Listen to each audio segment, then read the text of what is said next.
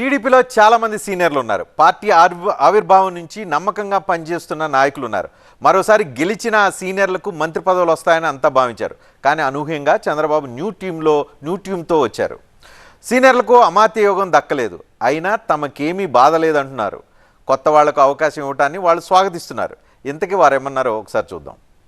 మిత్రపక్షాల ధర్మం, మిత్ర ధర్మంలో సీట్లు సర్దుబాటు, మంత్రి పదవుల సర్దుబాటు. ఎందుకంటే బీజేపీ, జనసేన, తెలుగుదేశం కలిసింది. కొంత సర్దుబాట్లు తప్పదు, సామాజిక ఈక్వేషన్లు తప్పదు. దాని గురించి మనం మాట్లాడేది ఏం లేదు, దాని గురించి పట్టించుకునే పని లేదు. నా వరకు నేను ఆశించాను, గుర్తింపు వస్తుంది, ఈ ఆఖరి దశలో గుర్తింపు వస్తుంది. ఇప్పుడు లేకపోతే ఏమైంది?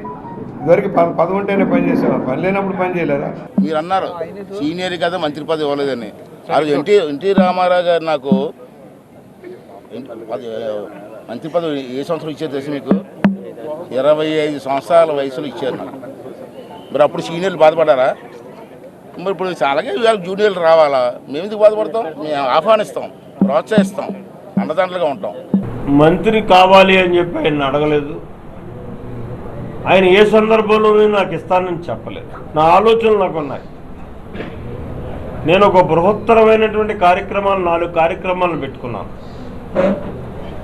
ఆ 4 కార్యక్రమాలని నేను సాధించాలి,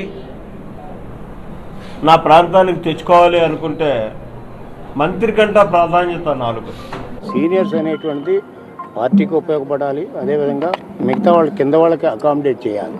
కింద వాళ్ళకి అకామిడేట్ చేస్తే యంగర్ జనరేషన్ పైకి రావడానికి అవకాశం ఉంటుంది. పాత నీరు కొత్త నీరు కలుస్తూనే ఉంటాయి. ఆ కలయిక అనేది ఎప్పుడు ఉంటుంది. ఈ కలయికే ఈ రాష్ట్రానికి ఉపయోగించుకోవడానికి ఉపయోగపడుతుంది. అంచేతే ఏదైతే క్యాబినెట్లో మోర్ దాన్ 50% యూత్కి ఇచ్చారో దాన్ని వెల్కమ్ ఆస్పెక్ట్ తప్ప మరొకటి కాదు.